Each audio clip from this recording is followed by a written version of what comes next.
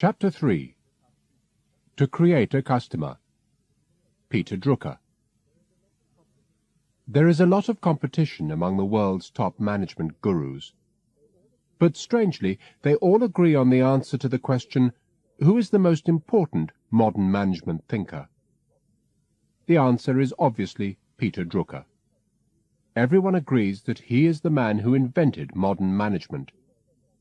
He was the first person to think carefully about the position of business in society. He supported the idea of giving more power to workers at a time when the boss's word was law. He saw the importance of computers before Bill Gates had learned to read.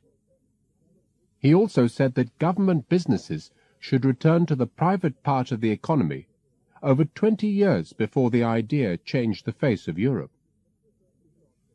But Drucker is not just a business specialist.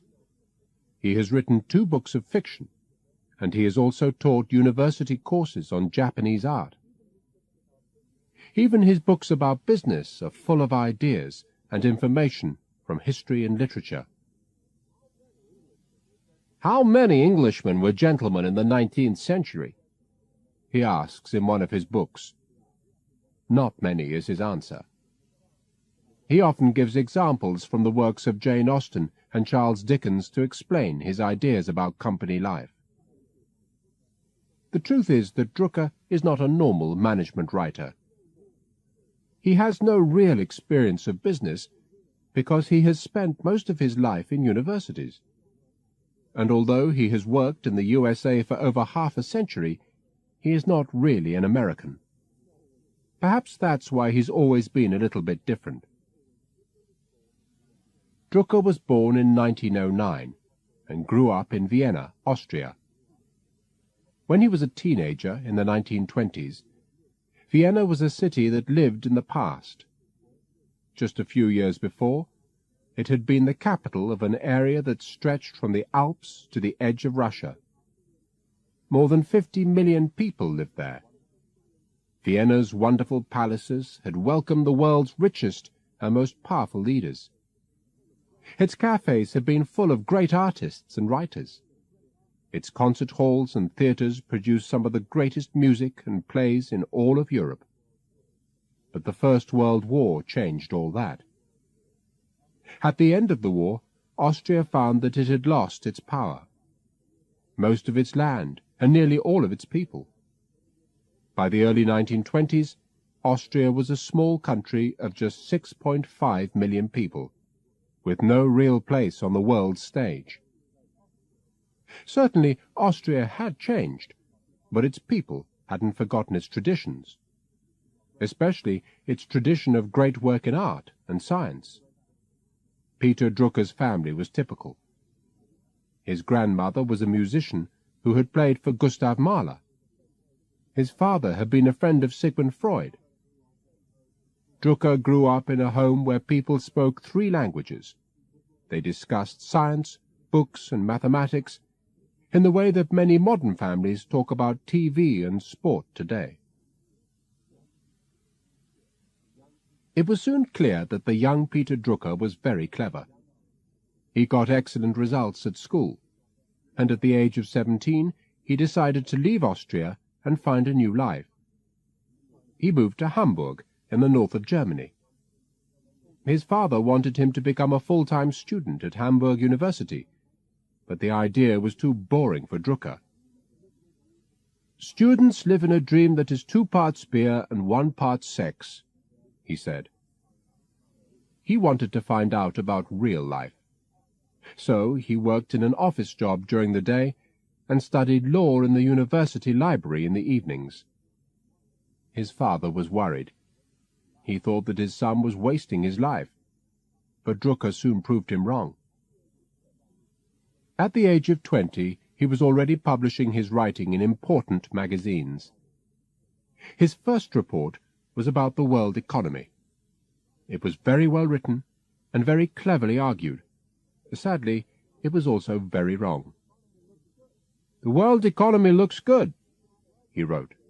"The New York Stock Exchange will almost certainly go up." The report appeared in September 1929, Just 1 month later, the New York Stock Exchange crashed. It was the worst financial disaster of the 20th century. Drucker said that after that experience, he never tried to make guesses about the financial future again. The crash of the New York Stock Exchange had a terrible effect on all the economies of the world, and one of the places that suffered most was Germany. German businesses failed, the value of German money fell, and millions of ordinary Germans lost their jobs. Some German families had to sell everything they owned, so that they could still afford to eat. Drucker was shocked by the problems that he saw, but he was even more shocked by the events that followed. It seemed that Germany's politicians could do nothing to help their people. Many ordinary Germans lost hope in their government and looked for other solutions to their problems. One person who said that he had the answer was Adolf Hitler. Support for Hitler grew as Germany's problems got worse. In 1932, Hitler and his Nazi party came to power.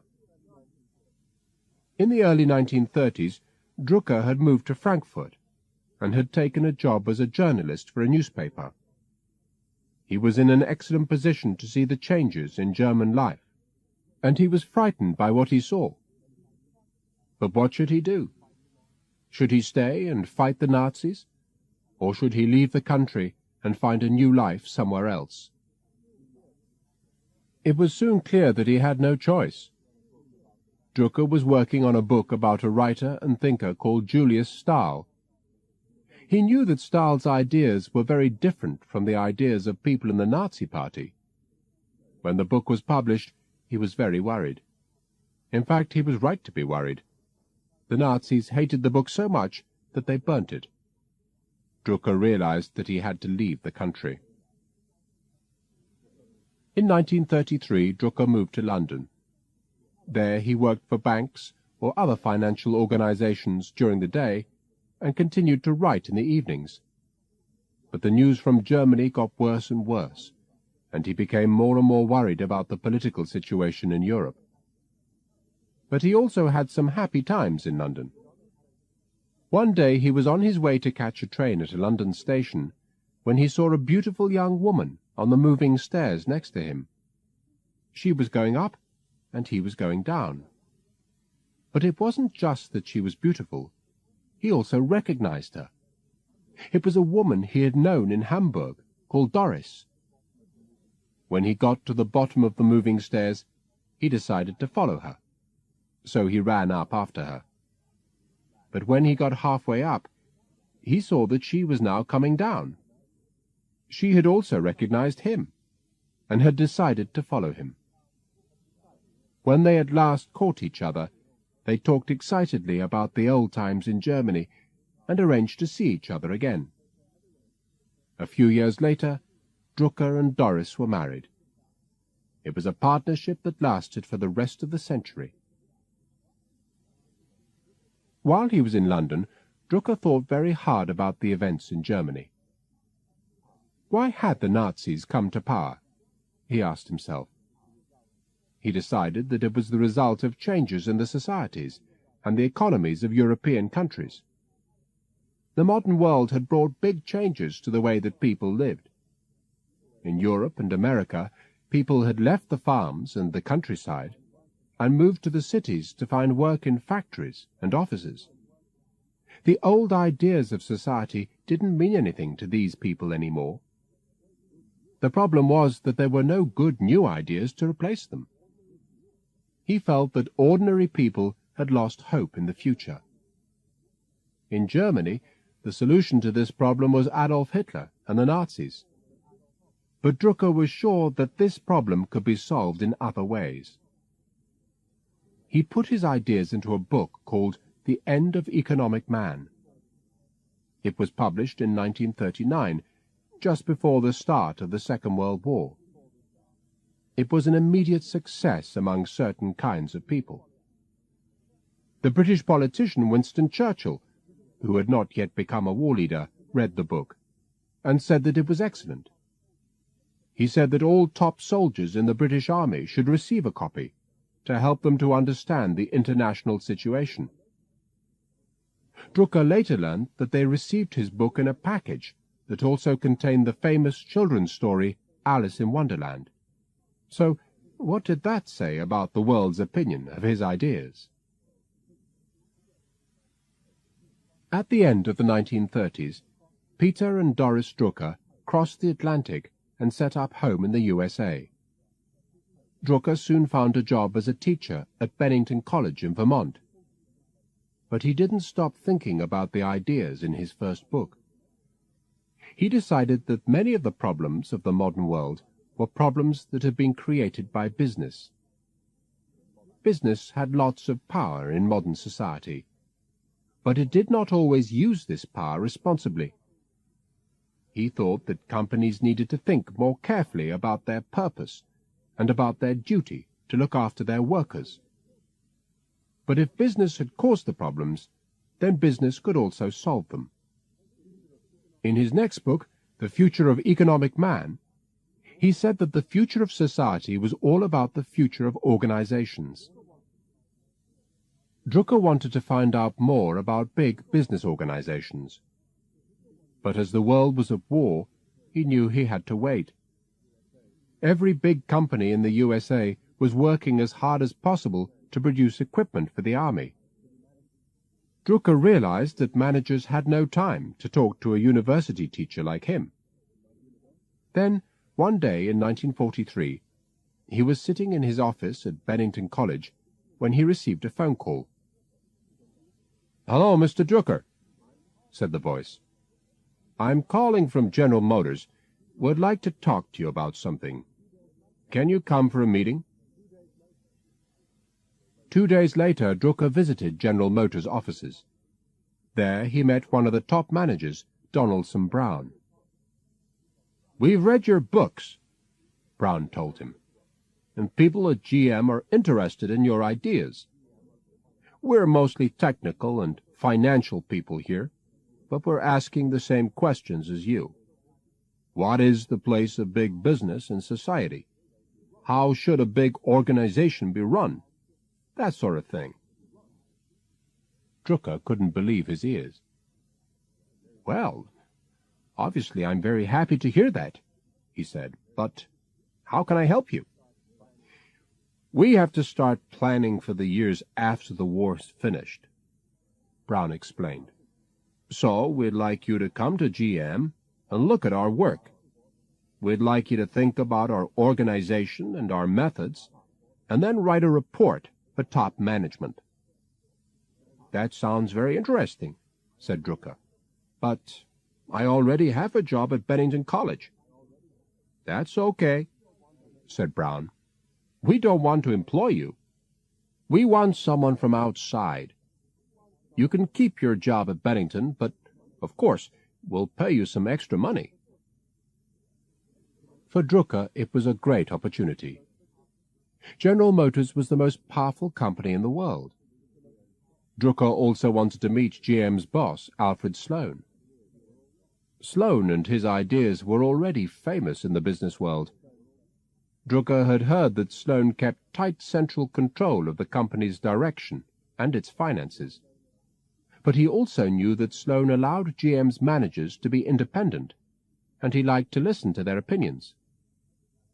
When Drucker met him for the first time, he saw immediately that Sloan believed strongly in duty.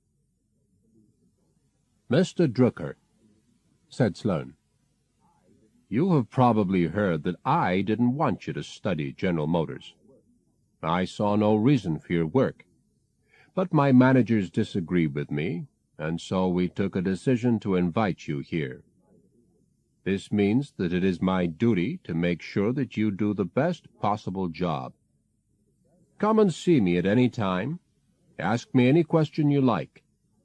You can attend our meetings, and you can make suggestions.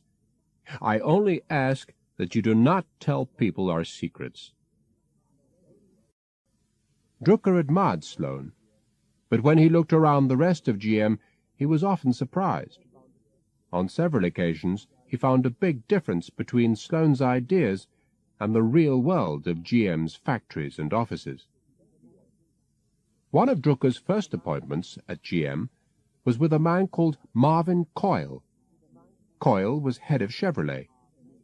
He was a big man with hard, mean eyes. Many of Chevrolet's employees were afraid of him. Coyle knew it, but he was the kind of man who didn't care. One morning, Coyle was telling Drucker about the importance of Sloane's ideas. "We like our managers to be independent," said Coyle. "We want them to take their own decisions." At that moment, the conversation was interrupted as a message started to come through on the noisy machine behind him. "Is everything all right?" asked Drucker. "Oh, yes," said Coyle. "That's just the manager in Kansas City. He always tells me when he goes out to lunch." Drucker shook his head. "So, that's what independent means, is it?" he said to himself. Although GM had only asked Drucker to write a report, he soon realized that he had enough ideas for a book. Business books were not popular at that time, but he found a publisher and called it Concept of the Corporation. On the whole, the book was very positive about General Motors. Drucker was very enthusiastic about Sloane's way of mixing central control and independence for managers. But he also found a few faults. He was especially worried about the company's attitude towards its workers. At that time, all businesses were tough on the workers. At General Motors, they were only employed when there was a job to do. During the company's quiet times, many workers sat at home and earned nothing at all. When they were able to work, managers often shouted at them and ordered them to work harder. But as early as the 1920s, people had asked if this was the right way to manage. An Australian called Elton Mayo had done some tests with 20,000 workers at Western Electric's Hawthorne factory outside Chicago. He wanted to see the effects of different lighting conditions on the factory's production. In the first test, the lighting conditions in the Hawthorne factory were improved. The result was that workers increased their production. In the second test, the lighting conditions were made worse. Perhaps surprisingly, production went up again. Finally, lighting conditions in the factory were returned to normal. And once again, the workers' production improved. How could Elton Mayo explain these results? He decided that the improvements in production had nothing to do with the changes in lighting conditions. Production had only increased because the workers felt valued, and they felt valued simply because they were part of his test. Elton Mayo said that this showed that it was important for managers to be good to workers. It was not enough for managers to offer extra money for good work and punishments for bad work. He said that people work harder when they feel their work is valued. Managers needed to understand that they were dealing with human beings and not machines. Drucker thought in a similar way. In Concept of the Corporation, he wrote that business should not see workers simply as a cost. The workers are the most important thing in any company. He believed that they should help to manage the company. He also said companies like GM should improve the workers' conditions and pay them regular money in good times and in bad. Drucker thought that these points were completely fair. But when the top management of General Motors read the book, they were very angry. "This is not a study of General Motors," said Marvin Coyle. "It is an attack on the company." Alfred Sloan wanted nothing to do with it. Nearly all the people that Drucker had worked with at GM stopped speaking to him. If any GM manager was found with a copy of the book, he was told, "It's probably best if you go and work for Mr. Ford." While he was working at General Motors, Drucker often asked people, "What books on management have you read?" The answer was nearly always the same. There aren't any books on management, are there? Then one day, one of the GM managers suggested that he should visit a man called Harry Hopf. "I'm told he's got the biggest collection of business books in the world," he said. A few days later, Drucker was knocking on the door of Harry Hopf's house in New York. An old man answered the door. "So, young man," said Hopf, "I understand that you are interested in management." Hopf led him into a huge library that contained thousands and thousands of books. Drucker looked around him. "Are all these books about management?" he asked. Hopf laughed. "No, young man," he said. "These are mostly about selling, advertising, and production. I have, I believe, only 6 books about management in the whole library." In fact, when Drucker looked at Hopf's 6 management books more closely, he found that 3 of them weren't really about management at all. It was clear that if Drucker wanted to read any more books on management, he would have to write them himself. In the years immediately after the Second World War, Drucker thought deeply about business and the job of a manager.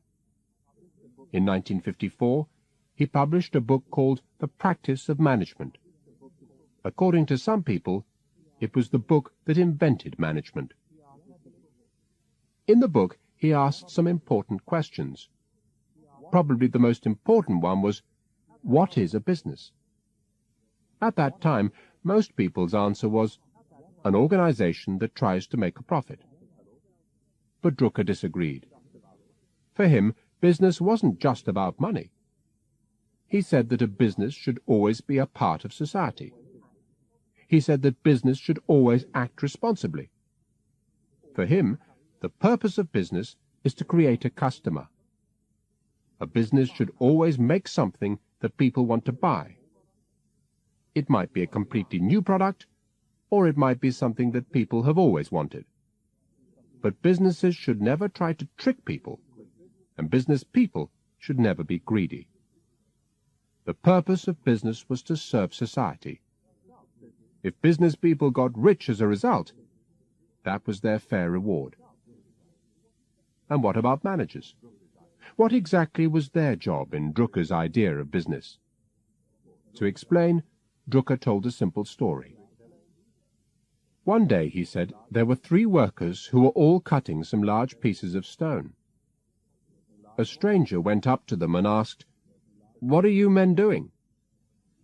The first man looked up from his work and said, "I am earning some money." The second replied, "I'm doing the best job of stone cutting in the country." But the third man stopped and said, "I am building a beautiful and enormous church." The third man, Drucker explained, was the true manager. For Drucker, management wasn't just about the everyday running of a business. For him, a manager was someone who could see into the future. A manager was someone who could bring together people's skills and energies to produce something that was exciting and new. In the old world, the most important creative person had been the artist. In the modern world of organizations, according to Drucker, it was the manager. But in practice, how could a manager do this? Drucker's answer was management by objectives, MBO. He said that a manager's job was not just to accept orders from above. A manager should always understand where he or she wants to go. A company should set an objective for a manager, and then reward that person when they succeeded. Over the next 20 years, MBO was accepted by almost every big company in the world. Since the 1950s, Drucker's ideas have become more and more important. As well as a university teacher, he has also been a consultant to businesses and governments. People have always been ready to listen to his ideas because it seems that Drucker is able to see the future very clearly. In 1959, most people in the world worked with their hands in factories or fields. Rich economies made their money from factories and physical strength. The most important products were things like planes, cars, and trains. But 1959 was also the year that Drucker first talked about the knowledge worker. He said that more and more people are going to start working with their brains. He said that information and ideas will have a higher value than oil, wood, and iron. Today, in many countries, the computer has made that situation a reality. But when Drucker first had those thoughts, the computer that sits on your desk today was the size of a small house. In the 1960s, Drucker also thought hard about the job of government in society. He believed that the real purpose of government was to make decisions and to lead society. He was worried that many governments also tried to run businesses. He said that governments were bad at doing things themselves, because they nearly always wasted time and money. His solution was for governments to sell their businesses to private companies. In 1969, it seemed like a crazy idea. It was the time of the Cold War. In countries like China and the Soviet Union, governments owned all the businesses in the country. Even in places like Western Europe and the USA, governments owned many of their country's factories and services. It was almost impossible to believe that anything could change. But some people were listening to Drucker, and during the 1970s his ideas spread from the world of business into the world of politics. In the early 1980s, the UK's new Prime Minister, Margaret Thatcher, tested Drucker's ideas about government for the first time. She started selling many of Britain's government businesses, like car factories and telephone companies, to the private part of the economy. Many people criticized Thatcher and said that she was selling things that belonged to the British people. But soon governments in the rest of Europe and Latin America were copying Britain. And in the early 1990s, after the end of the Soviet Union, even Russia started to sell some of its factories and farms. Drucker had never dreamt that his ideas could travel so far. Peter Drucker has had a big effect not just on business, but also on the world beyond the factory and the office. But management has always been at the center of his thinking. So what about Drucker's own ability as a manager? He has never really been a businessman himself, and perhaps that's a good thing. With complete honesty, Drucker once said, "I would be a very poor manager, hopeless, and a company job would be very, very boring."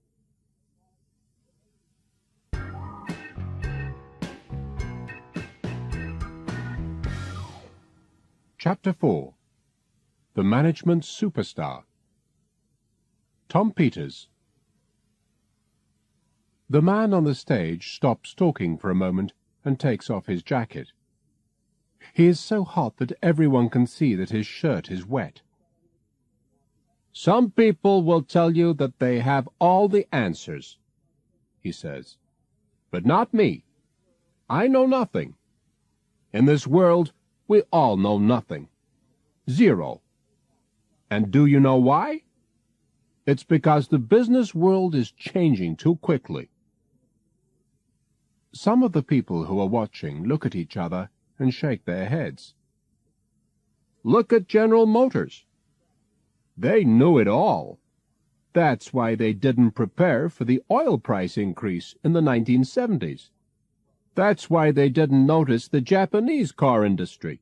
Oh, yes, General Motors knew it all."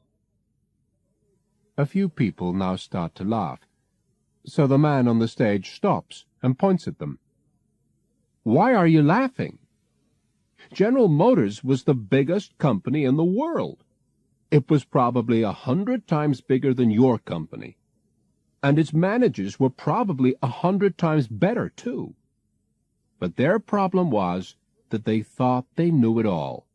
And really, they knew nothing. And that is my message today. The people who are watching are all very successful businessmen and businesswomen. They have each paid over $1,000 for their seats. So why are they watching a man who knows nothing? Why do they listen to his insults? The reason is that the man is Tom Peters, the star of the management world. He earns over $50,000 for each talk. Millions and millions of people have bought his books. The world's top companies ask his advice. Tom Peters would like you to believe that he's a little bit crazy. The serious Peter Drucker introduced the idea of management by objectives, an idea which was often called MBO. As an answer to Drucker, Peters suggested MBWA. And what did that mean? Management by walking around. At his talks, Peters sometimes shows a painting in the style of Jackson Pollock.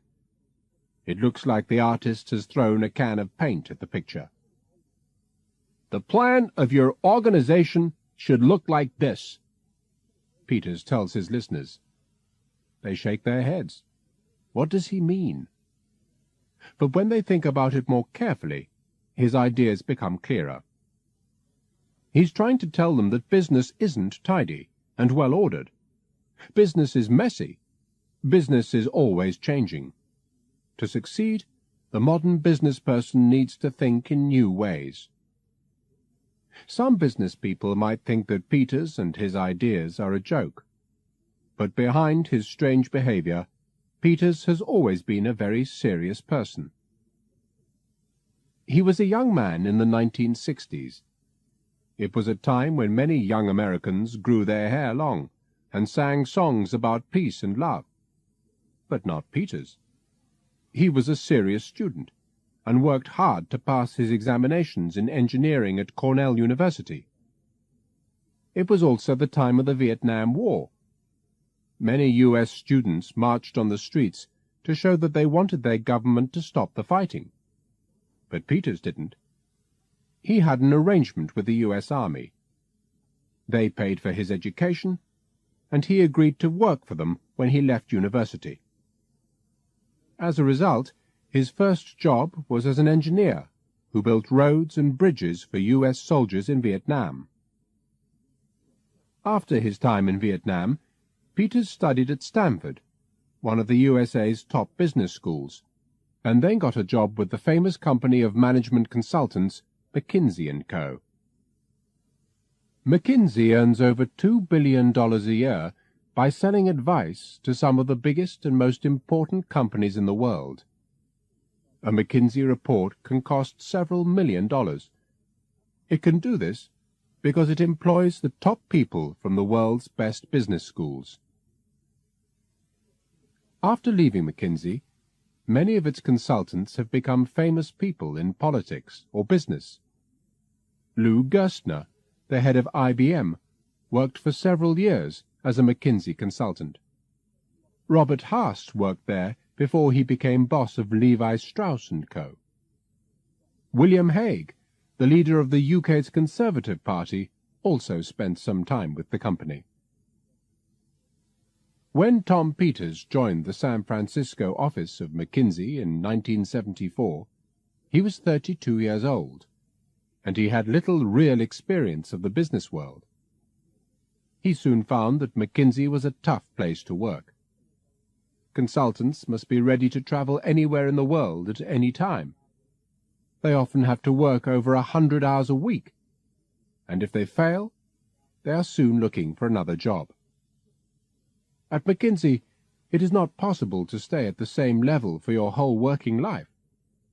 Either you are good enough to get a better job inside the company, or you are asked to leave. McKinsey takes its name from the man who started the company, James O. McKinsey. But the person behind the company's great success was really Marvin Bower.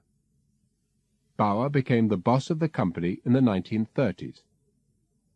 He wanted McKinsey to have an image like a law company or a bank. He said that his company's advice should always be expensive, so that its customers took it seriously. He said that its consultants should never talk about its customers' business. He said that McKinsey's consultants should always dress in dark suits, ties, and hats. And for some strange reason, he also told them always to wear long socks. Obviously, McKinsey's consultants were not chosen for their legs. Peters's work at McKinsey gave him the chance to go round the world and to see businesses in many different countries. As he travelled, he became interested in the question, what makes an excellent company? More and more people wanted to hear his answer, and soon McKinsey was asking him to give talks about his ideas to some of its biggest customers. Then, in July 1980, Peters had a meeting with Lou Jones, the boss of the U.S. magazine Business Week. "We like your ideas," said Jones. "Can you write something for us?" A week later, the front cover of Business Week said, "Putting excellence into management." Inside, there was a 4-page piece by Tom Peters that explained his main ideas. Although it was on page 196 of the magazine, lots of people read it and liked it. Peters says, "That was a huge piece of luck. The phone started ringing. It was the last day of peace I ever had." One of the phone calls was from a publishing company. They wanted him to write a book. Peters worked hard on the book for the rest of that year and continued into 1981. In fact, he found it very hard to stop, and by late summer of that year he had written 1,300 pages. As a writer, Peters obviously had a lot to learn. The publishing company had asked him for a business book. They didn't want another War and Peace. Peters asked for help from one of his colleagues at McKinsey, Robert Waterman. Waterman was very different to the noisy, energetic Peters. He was a quiet man who enjoyed painting, and he had a very clear mind. Waterman agreed to rewrite Peters's book and to make it much shorter. By the spring of 1982, the work was finished. Now they only needed a title. Both Peters and Waterman wanted to call it The Secrets of Excellence. They liked it. The publishing company liked it. In fact, everybody liked it except the boss of McKinsey, Marvin Bower.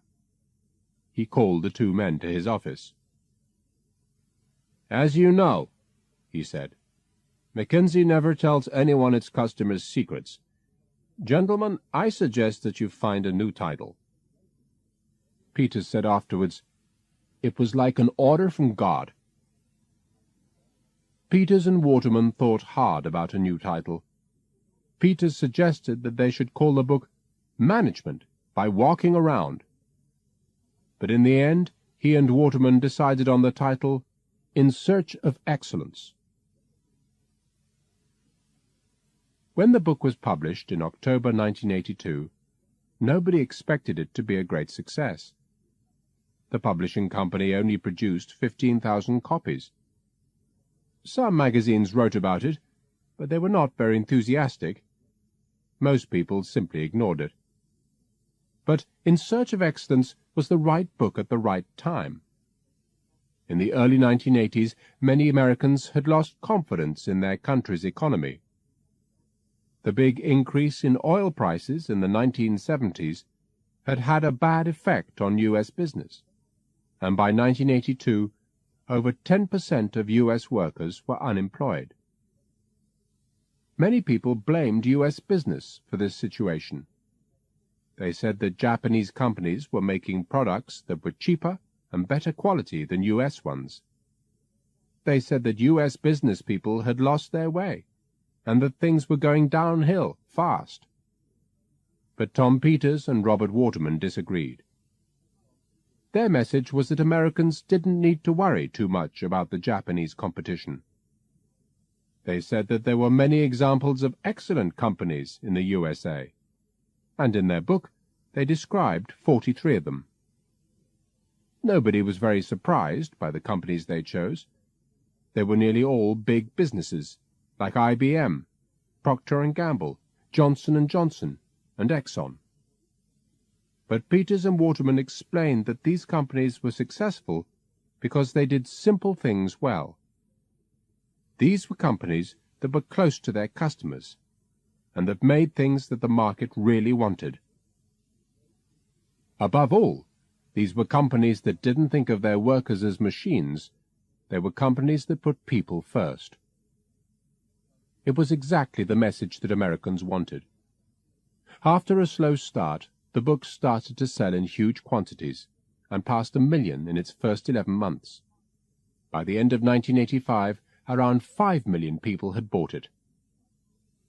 But as Peters soon realized, the book's success wasn't just because of its message. In Search of Excellence had made business fashionable for the first time. People wanted a copy because it looked good on their bookshelves. Tom Peters guessed that although 5 million people had bought the book, only half of those people had opened it. Perhaps 500,000 had read a few chapters, and probably only 100,000 people had actually read it all. Perhaps it was a good thing that so few people actually read it, because soon people started to notice that the excellent companies in the book were not so excellent anymore. 2 years after it was published, a U.S. business magazine showed that 1/4 of the excellent companies were having problems. 5 years later, 2/3 of the excellent companies were in trouble, and some had gone out of business completely. But Tom Peters wasn't worried about that. He has never been afraid to say that he's wrong, and he's always been happy to change his mind. In fact, he started his 1987 book, Thriving on Chaos, with the words, "There are no excellent companies." In the 5 years between In Search of Excellence and Thriving on Chaos, Peters traveled all over the world and gave thousands of talks to business people. During that time, his ideas about business changed. In Search of Excellence had accepted that in business, big was best. But in 1987, Peters thought that many businesses were too big. He believed that traditional companies suffered from too much central control, and they employed too many people. In the past, the bosses of big companies had communicated with workers through middle managers. The job of a middle manager, said Peters, was really just to collect and control information. But that was now a job that could be done by a computer.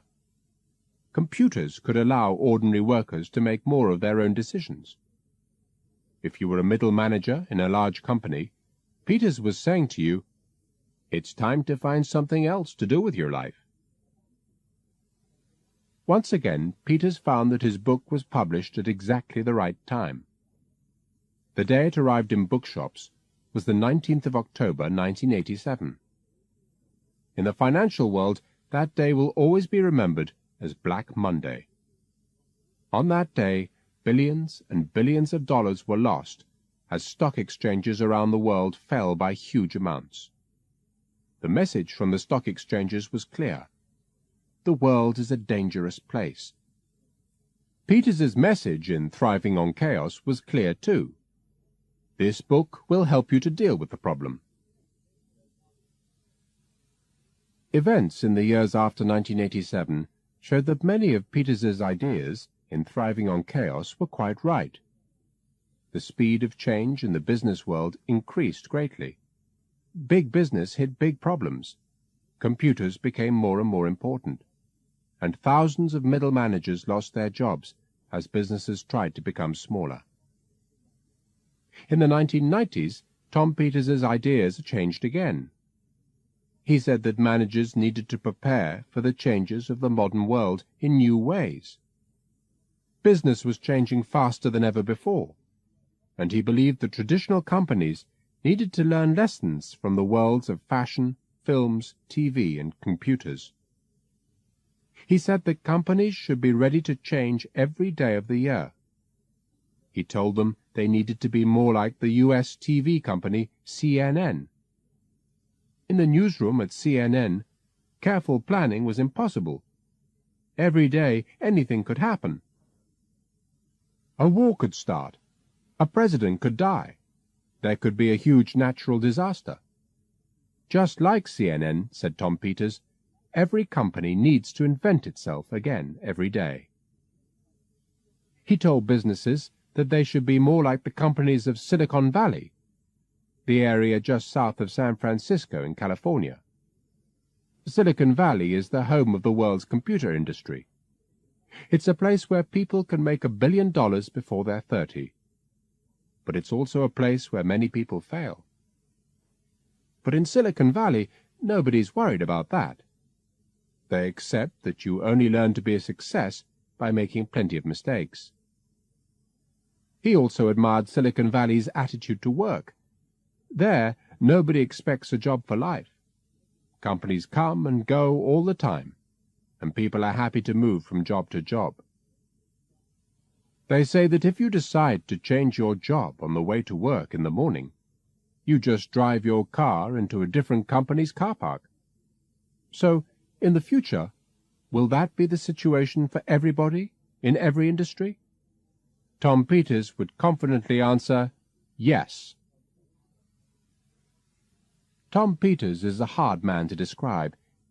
He's probably the world's most famous management guru, and yet he says, "I attack managers for a living."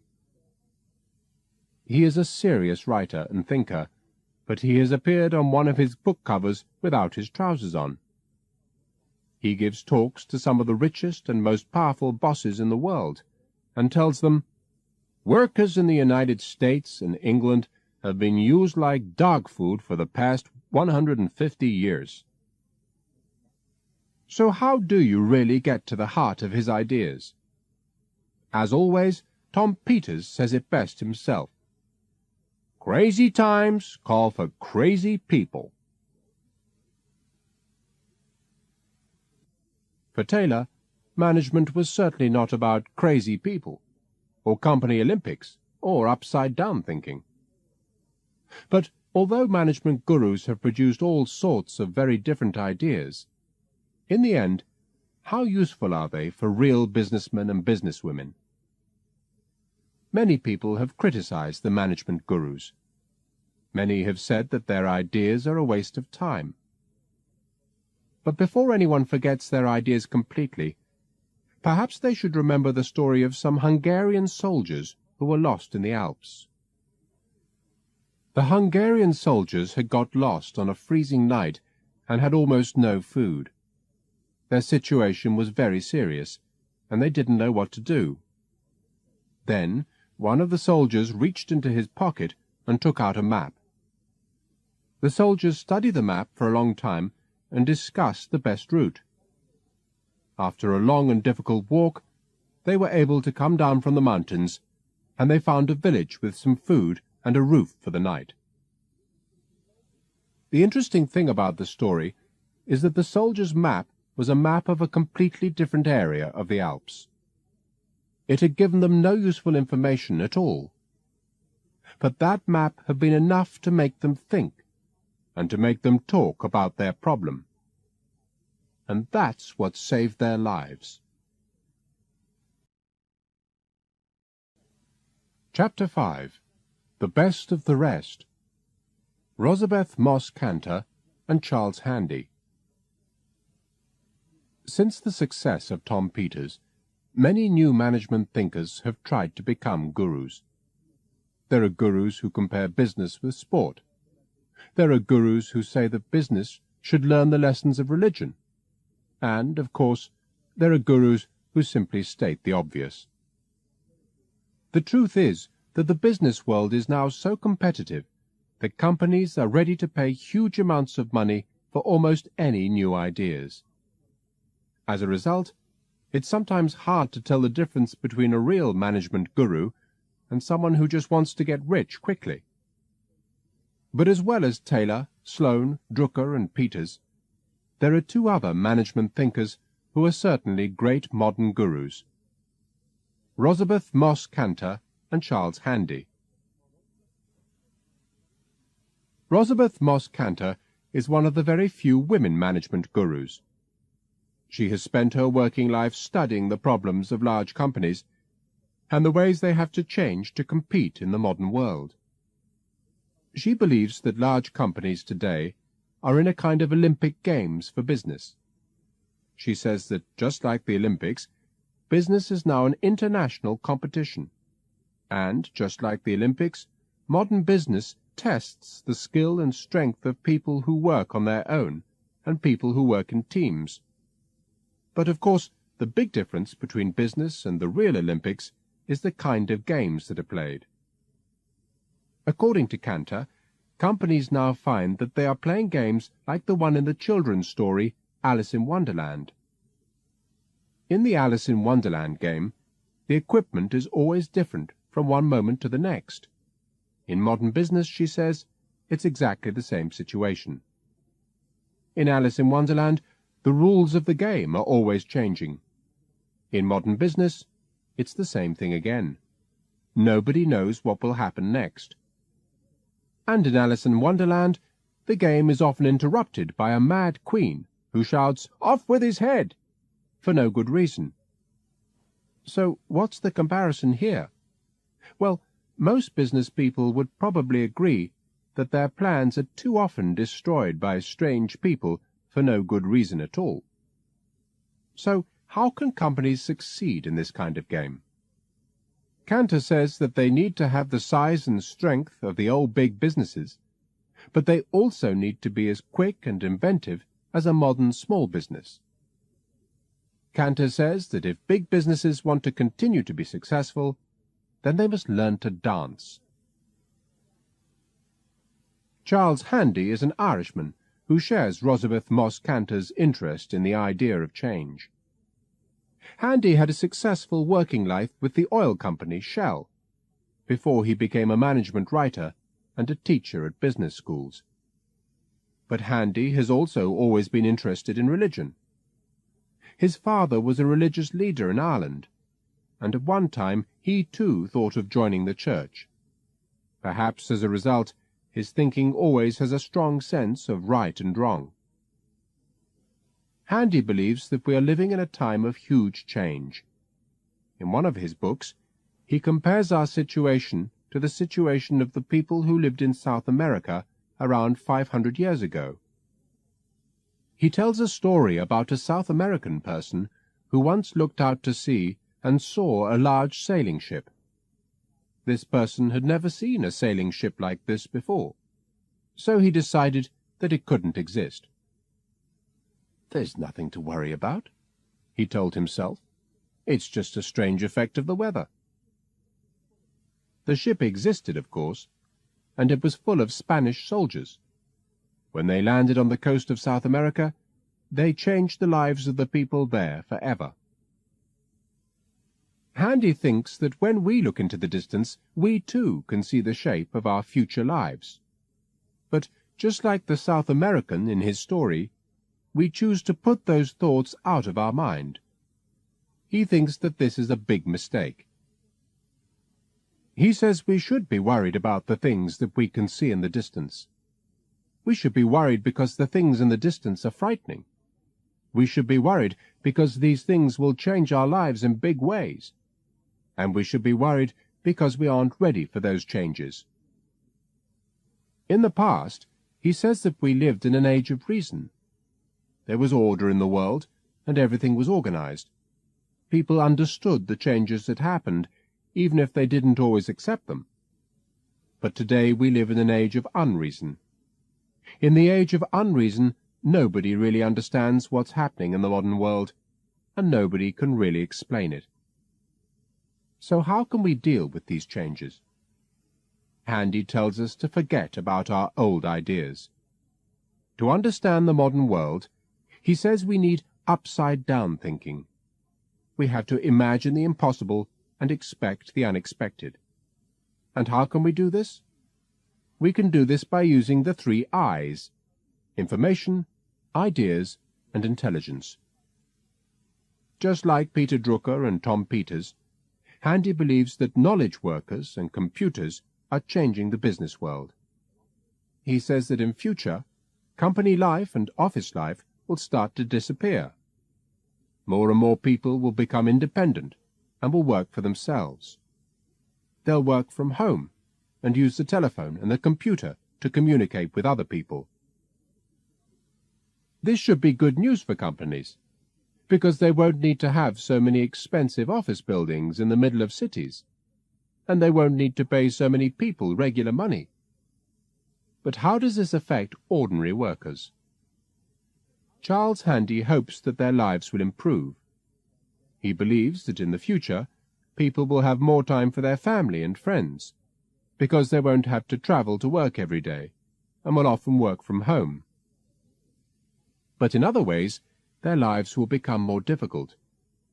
Most people will probably need more than one job, and more than one skill to make a living.